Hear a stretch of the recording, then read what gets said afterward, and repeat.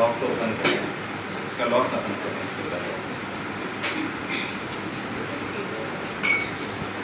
آج شام ہم خداوند کا بے حد شکر ادا کرتے ہیں کہ جس نے آج ہمیں یہ موقع فراہم کیا کہ آج ہم اس کی حضوری میں اس کے نام کو عزت اور جلال دے سکتے ہیں. اور خدا ایسا کیوں چاہتا ہے؟ خدا اس طرح کا موقع کیوں فراہم کرتا ہے؟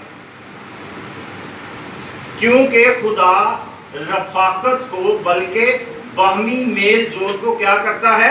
پسند کرتا ہے. ہاللیلویہ. اور جب ہم خدا کے کلام کو پڑھتے ہیں تو وہاں پر خدا کا کلام یعنی پیدائش کی کتاب, براشیت کی کتاب, تکوین کی کتاب بھی جسے کہا جاتا ہے, تو وہاں پر خدا نے اپنی اس مرضی کو ظاہر کر دیا کہ خدا اکیلے پن کو پسند نہیں کرتا. اور اگر خدا اکیلے پن کو پسند نہیں کرتا یعنی خدا رفاقت پسند کرتا ہے, تو آج اگر یہاں پر آپ موجود ہیں تو یہ کس کی مرضی ہے؟ خدا کی مرضی ہے. اور آپ یہاں آئے نہیں ہیں بلکہ بلائے گئے ہیں. اکثر جب اس طرح دعائیہ میٹنگ پر جاتے ہیں تو اکثر ایماندار کیا کہتے ہیں کہ ہم کیا جا رہے ہیں؟ دعا پر جا رہے ہیں, ایسا ہی کہتے ہیں. لیکن جو اس کے بیٹے اور بیٹیاں ہیں وہ کیا کہتے ہیں؟ وہ کہتے ہیں کہ خدا ہمیں بلا رہا ہے, ہم اس کی آواز سننے جا رہے ہیں, وہ ہم سے کلام کرنا چاہتا ہے. لیکن جو ایماندار ہیں وہ کہتے ہیں کہ ہم 1 گھنٹے تک آئیں گے. کیوں؟ کیونکہ ہم دعا پر جا رہے ہیں. یہاں پر آپ میرے کہنے پر نہیں, ہم ایک وسیلہ ہیں. یہاں پر خدا کی خادمہ کے کہنے پر نہیں بلکہ وہ ایک وسیلہ ہے. یہاں پر اگر آپ آئے ہیں تو خدا آپ کو یہاں پر لے کر آیا. ہم جب خدا کے کلام کو پڑھتے ہیں تو ہمیں سموئیل کا ذکر ملتا ہے. وہ اپنے باپ کے گدھوں کو ڈھونڈنے گیا, لیکن اس کی ملاقات کس سے ہوئی؟ اس کی ملاقات جو ہے ساؤل کے متعلق پڑھتے ہیں, وہ اپنے باپ کے گدھوں کو ڈھونڈ رہا تھا, لیکن اس کی ملاقات سموئیل سے ہوئی. وہ یہی سمجھتا رہا کہ میں سموئیل سے ملا, لیکن غلط. اصل میں خدا اس سے سموئیل کے پاس لے کر آیا. ہاللیلویہ.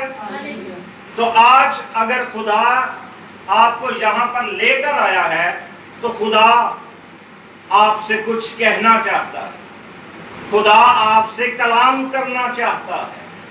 اور جب بھی خدا اپنے ایماندار بیٹے اور بیٹیوں سے کلام کرتا ہے تو وہ پہلے پیغام دیتا ہے. کیا دیتا ہے؟ پیغام دیتا ہے. یعنی اس نے جو پیغام مجھے دیا آپ کے لیے وہ آج میں آپ کے سامنے کلام کی صورت میں بیان کروں گا. اور آج خدا جو بھی آپ سے کہنا چاہتا ہے, کلام کرنا چاہتا ہے, خدا آپ کو آج یہی کلام دیتا ہے اور یہی آپ سے مخاطب ہوتا ہے. آپ کی روحوں سے باہم گفتگو کرنا چاہتا ہے کہ ڈیلیورنس آف سول. کیا ہے؟ ڈیلیورنس آف سول, روح کی رہائی یا روحوں کی نجات. اور خدا آج اسی کے متعلق آپ سے باہم گفتگو نشین ہونا چاہتا ہے. اور جب ہم خدا کے زندگی بخش کلام کو پڑھتے ہیں تو ہم آدم کے متعلق پڑھیں, ہم ابراہیم کا ذکر پڑھیں, ہم یعقوب کی بات کریں, یا اسرائیل کے 12 قبائل کی بات کریں, یہودا کی بات کریں, موسیٰ کی بات کریں, ایلیا کی بات کریں, رسولوں کی بات کریں, تو سب کا ایک ہی مقصد ہے کہ ڈیلیورنس آف سول, روحوں کی نجات. خدا چاہتا ہے کہ کہ آپ کی روحیں کیا ہوں؟ نجات حاصل کریں، رہائی حاصل کریں، یعنی ڈیلیورنس۔ میں شفا کی بات نہیں کر رہا، میں ہیلنگ کی بات نہیں کر رہا، میں لبریشن یعنی ڈیلیورنس آف سول کی بات کر رہا ہوں۔ ہر ایک کا یہی مقصد ہے اور مقصد رہا انبیاء کا، رسولوں کا، کہ آپ کی روحیں کیا ہوں؟ نجات حاصل کریں۔ تو آئیں میرے ساتھ نکالیں استثنا کی کتاب، یہ شریعت کی پہلی 5 کتب میں سے ایک ہے۔ استثنا کی کتاب، اس کا 6واں باب اور اس کی 5ویں آیت۔ خدا کے کلام میں لکھا ہے، تو اپنے سارے دل اور اپنی ساری جان اور اپنی ساری طاقت سے خداوند اپنے خدا سے محبت رکھ۔ خداوند کے کلام کا پڑھا اور سنا جانا ہم سب کے لیے باعث برکت ٹھہرے، آمین۔ تو یہاں پر خدا کا کلام جو ہے وہ بیان کر رہا ہے کہ ہمیں کن کن چیزوں سے محبت رکھنی ہے۔ اس میں ہمیں 3 چیزوں کا ذکر ملتا ہے۔ کیا ہے؟ دل کا، اپنے سارے دل اور اپنی ساری جان اور اپنی ساری طاقت سے ہمیں خدا سے محبت رکھنی ہے۔ کون سے خدا سے محبت رکھنی ہے؟ کوئی بتا سکتا ہے کہ ہمارے کس خدا سے ہم نے محبت رکھنی ہے؟ یہوہ پاک خدا سے، کیونکہ اس دنیا کے اندر بتیرے خدا اور بتیرے خداوند ہیں، لیکن ہمارے خدا کا کیا نام ہے؟ یہوہ پاک خدا، اور یہی میرا نام ہے۔ خدا کا کلام بیان کرتا ہے کہ خدا خود یہ کہتا ہے کہ یہی میرا نام ہے۔ آج آپ کسی بھی جگہ پر جائیں، آپ کہیں آپ کس کی عبادت کرتے ہیں؟ آپ کہیں گے خدا کی۔ کون سا خدا؟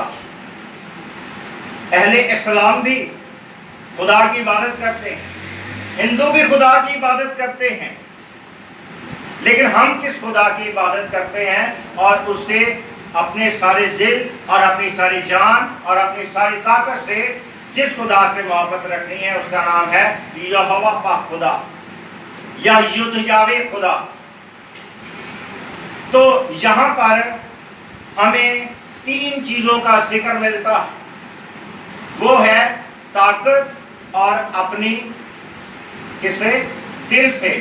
آپ کی طاقت کا تعلق آپ کے دل کا تعلق آپ کی باڈی سے ہے، آپ کے جسم سے ہے، لیکن آپ کی جان کا تعلق آپ کی روح سے ہے۔ یعنی روح کا اور جسم کا آپس میں گہرا تعلق ہے۔ خدا نے زمین سے مٹی کو لیا اور اس کا ایک مجسمہ تیار کیا اور اس کے نتنوں میں زندگی کا دم پھونکا، تب انسان جیتی جان ہوا۔ یعنی خدا نے جو روح ہم میں پھونک رکھی ہے، ہر ایک بنی نوع انسان کے اندر جو ہے وہ روح موجود ہے، اور اس روح کو عبرانی زبان کے اندر نفیش کہتے ہیں، اور پرانے عہد نامے میں 700 دفعہ اس کا ذکر آیا ہے۔ اسے زندگی بھی کہا گیا ہے، لیکن ہمیشہ کی زندگی نہیں، وہ زندگی جو ہم اس زمین پر گزارتے ہیں۔ تو خدا چاہتا ہے کہ ہماری یہ والی روح جو ہے وہ رہائی حاصل کرے، اور خدا جب خدا نے کہا کہ او ہم انسان کو اپنی صورت اور شبیہ پر بنائے، تو کیا صورت اور شبیہ کا تعلق اس روح سے تھا؟ نہیں۔ اکثر یہ ایماندار سمجھتے ہیں کہ خدا کی صورت اور شبیہ جو ہے وہ ہماری اس روح میں ہے جو نافیش سول کی صورت میں ہم اپنے اندر رکھتے ہیں۔ نہیں، ایسا نہیں ہے، کیونکہ خدا کا روح جب ہماری روح سے مل جاتا ہے تو ہم خدا کی صورت اور شبیہ پر ہوتے ہیں، جسے ہم پاک روح کہتے ہیں یا روح القدس کہتے ہیں۔ وہ होली स्पिरिट अलग है और ये सोल जो है ये अलग है।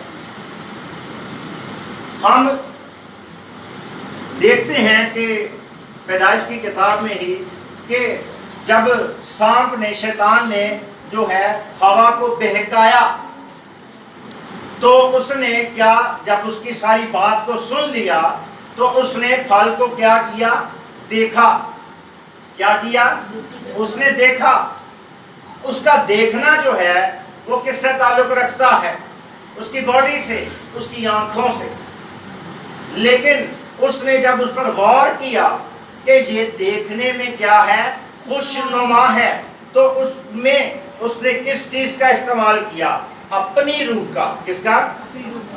अपनी रूह का, जिसे सोल कहते हैं। और फिर उसने उसे तोड़ा, उसे पकड़ा और खाया और आदम को भी खिलाया। यानी आप ये जो जिस्म है, आप इससे चीजों को देखते हैं, लेकिन फैसला जो है वो आप अपनी रूह से करते हैं। और तभी हमारी रूह आलूदा हो गई थी जब